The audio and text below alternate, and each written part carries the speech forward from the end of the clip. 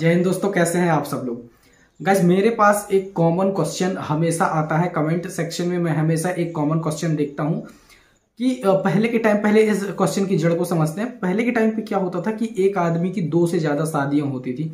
तो एक आदमी की एक ब्याहता पत्नी होती थी और एक बिना ब्याही पत्नी होती थी जिससे वो शादी करता। तो कभी कभी तो ऐसी सिचुएशन क्रिएट होती थी। कभी कभी ऐसा होता था कि पहली पत्नी से अगर बच्चे नहीं होते थे तो दूसरी पत्नी को आदमी शादी करके ब्याह लाता था। तो ऐसे में कभी कभी क्या होता था कि पहली पत्नी के जो बच्चे हैं जो प्लस दूसरी पत्नी के बच्चे, तो उनके बीच प्रॉपर्टी का बंटवारा कैसे किया जाए, और या फिर जो पहली पत्नी है दूसरी पत्नी है उनका संपत्ति में क्या अधिकार होता है। ये मेरे से बहुत ज्यादा कमेंट में पूछा जाने वाला क्वेश्चन है और बहुत सारे लोग पूछते हैं। अभी एक क्वेश्चन आया हुआ था कि उनके पिताजी की एक पत्नी पहले की थी, दूसरी पत्नी जो आई उनके भी 2 बच्चे हैं और दूसरी पत्नी की डेथ हो चुकी है, उनके 2 बच्चे हैं, पहली पत्नी से 2 बच्चे हैं, तो उनमें से प्रॉपर्टी का बंटवारा कैसे होगा। इस टॉपिक पे आज अपन बात करेंगे, इसका पूरा क्लैरिफिकेशन समझेंगे। तो आज की इस वीडियो पे मैं आपको ये बताऊंगा कि अगर किसी भी परिवार में अगर आपके केस में ऐसा कुछ है कि आपके घर में 2 पत्नियां थी आपके पिताजी की और उनमें से दोनों के बच्चे हैं, तो उसकी प्रॉपर्टी का बंटवारा कैसे होता है। तो चलिए वीडियो शुरू करते हैं।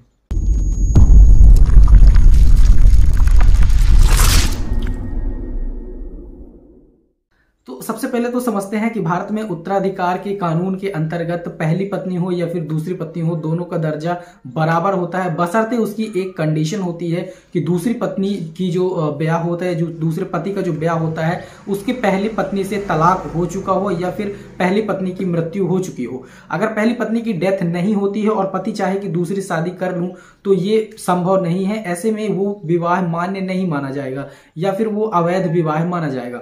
दूसरी कंडीशन ये होती है कि पहली पत्नी से या पहले पति से अगर तलाक उसका हो गया है और या फिर उसमें किसी भी प्रकार से कोई रिलेशन नहीं है लगभग 7 सालों से, तो पति दूसरी शादी कर सकता है और विवाह मान्य माना जाएगा। लेकिन अगर पहली पत्नी से तलाक नहीं हुआ है, पहली पत्नी भी साथ में है, तो दूसरी पत्नी का जो विवाह है वो अमान्य माना जाएगा, उसे कानूनी रूप से वैलिड नहीं समझा जाएगा। अब बात करते हैं दूसरी विवाह की या दूसरे शादी की विवाह की या शादी की मान्यता की बात करें तो विवाह अधिनियम, हिंदू विवाह अधिनियम 1955 की धारा 5 के अंतर्गत किसी विवाह को कानूनी मान्यता तब प्रदान की जाती है जब उस विवाह के टाइम पर उस पति या फिर पत्नी के पहले का पूर्व किसी भी प्रकार का विवाह रिकॉर्ड ना हो। यानी कि अगर पहले किसी भी पत्नी का या किसी भी पति का पहले से ही विवाह हो चुका है और उनके बीच तलाक नहीं हुआ है तो ऐसे विवाह को मान्य नहीं माना जाएगा, इस विवाह को कानूनी मान्यता प्रदान नहीं की जाएगी। इसके संबंध में एक चीज और है कि अगर पत्नी का पति से तलाक हो चुका है और तलाक के बाद दूसरा विवाह होता है तो उसे पूर्ण रूप से विवाह की मान्यता प्रदान की जाती है।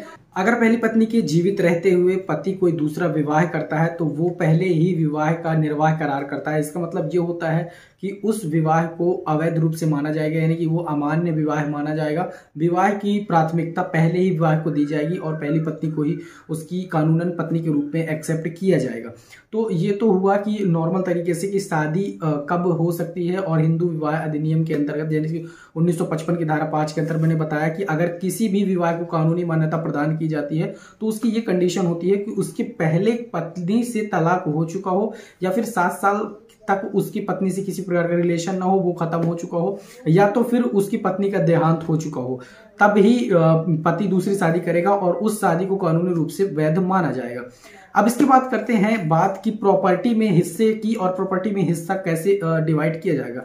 तो अगर किसी प्रॉपर्टी में किसी भी आदमी की 2 पत्नियां हैं तो उसमें से जो हक होगा प्रॉपर्टी में वो पहले ही पत्नी का होगा, यानी कि जिसको कानूनी रूप से वैध माना जाएगा, जिसका कानूनी रूप से अधिकार होगा पत्नी का, उसी को उस प्रॉपर्टी में अधिकार प्रदान किया जाएगा। इसके बाद वो फर्स्ट क्लास की पत्नी उसे कहा जाता है। इसके बाद अगर बच्चों की बात करें तो अगर आप अपने माँ के 2 बच्चे हैं और ब्याहता पत्नी के 2 बच्चे हैं तो दोनों बच्चों का जो अधिकार होगा, दोनों चारों बच्चों का जो अधिकार होगा वो पिता की प्रॉपर्टी में सेम अधिकार होता है। इसके बाद अगर बात करें कि प्रॉपर्टी जैसे कि एंसेस्ट्रल प्रॉपर्टी या फिर सेल्फ एक्वायर्ड प्रॉपर्टी हो गई, तो इसकी वैलिडिटी इस पर डिपेंड करती है कि प्रॉपर्टी का टाइप का है। अगर एक सेल्फ एक्वायर्ड प्रॉपर्टी है तो उस प्रॉपर्टी को आपके पिता चाहे दूसरी पत्नी के नाम पर करें या बच्चों के नाम पर करें या किसी को भी प्रदान कर दे उस प्रॉपर्टी को, तो इस पर किसी का भी अधिकार नहीं होता। लेकिन अगर एक पैतृक संपत्ति की बात की जाए तो पैतृक संपत्ति में जो ब्याहता पत्नी होती है पति के ना रहने पर उसका अधिकार होता है, लेकिन ऐसा नहीं होता है। दूसरी पत्नी के फेवर में ऐसा बिल्कुल भी नहीं होता है। अगर पति बिना वसीयत किए किसी भी प्रॉपर्टी की बिना वसीयत लिखे हुए डेथ हो जाती है तो उस प्रॉपर्टी का विभाजन उस ब्याहता पत्नी के प्लस जो दूसरी पत्नी है उसके बच्चे प्लस ब्याहता पत्नी के बच्चों के बीच में डिवाइड किया जाएगा। लेकिन अगर किसी सेल्फ एक्वायर्ड प्रॉपर्टी यानी कि खुद की स्वार्जित की गई संपत्ति को अगर पति दूसरी पत्नी के पक्ष में वसीयत करके अगर मरता है तो इसके लिए दूसरी पत्नी उसकी हकदार होती है। और पत्नी के बच्चों के फर्स्ट क्लास के ये सारे बच्चे कहलाते हैं, चाहे वो पहली पत्नी से हो चाहे वो दूसरी पत्नी से हो। हालांकि दूसरी पत्नी को तो इस पर नगण्य माना जाता है लेकिन उसके बच्चों को फर्स्ट क्लास का दर्जा दिया जाता है। जो पहली पत्नी के बच्चों को दर्जा मिलता है वो ही दूसरी पत्नी के बच्चों को दर्जा दिया जाता है। तो प्रॉपर्टी का डिवाइडेशन जब होगा तो अगर आप पहली पत्नी के 2 बच्चे हैं दूसरी पत्नी के 2 बच्चे हैं तो 1/4 का प्रॉपर्टी का डिवाइडेशन किया जाएगा, यानी कि चारों बच्चों को सेम अधिकार दिया जाएगा अगर दोनों पत्नियां नहीं हैं तो। लेकिन अगर पहली पत्नी है तो पहली पत्नी को भी उससे प्रॉपर्टी का हिस्सा दिया जाएगा। दूसरी पत्नी को उस प्रॉपर्टी में से अगर प्रॉपर्टी पैतृक है तो उसमें से हिस्सा नहीं मिलेगा। लेकिन अगर सेल्फ एक्वायर्ड प्रॉपर्टी है तो सेल्फ एक्वायर्ड प्रॉपर्टी अगर आपके पिता या फिर दूसरी पत्नी के पति या पहली पत्नी के पति उसे उसके नाम पे वसीयत करके गए तो वो उसकी हिस्सेदार बन सकती है। अब इसके बाद बात करें कि फर्स्ट क्लास के बच्चों में किसी किसी काउंट किया जाता है। तो फर्स्ट क्लास के बच्चों में आपकी पहली पत्नी के जो बच्चे होते हैं दूसरी पत्नी के जो बच्चे होते हैं सभी उस आदमी के वैध वारिस होते हैं। उसमें किसी प्रकार का वो नहीं होता है, जो प्राथमिकता पहली ब्याहता पत्नी को दी जाएगी वही दूसरी पत्नी के बच्चों को भी प्रदान की जाती है। बस बात ये होती है कि दूसरी पत्नी को उसमें से अधिकार नहीं मिलता है जब तक कि पहली पत्नी की मृत्यु ना हो जाए। जब तक कि पहली पत्नी जीवित है तब तक उस विवाह को वैध नहीं माना जाता है। अब कुछ फ्रिक्वेंटली क्वेश्चंस देख लेते हैं, जैसे कि क्या दूसरी पत्नी अपने पति की प्रॉपर्टी में हिस्से का दावा कर सकती है? तो बिल्कुल कर सकती है, बशर्ते बात ये होनी चाहिए कि वो आधिकारिक रूप से या कानूनी रूप से ये प्रूफ कर दे कि वो इसकी या फिर उसको पहले इस बारे में नहीं पता था, उसे धोखाधड़ी करके पहले विवाह के बारे में बताया नहीं गया कि ये आदमी पहले से ही शादीशुदा है और उसकी शादी कर दी गई हो।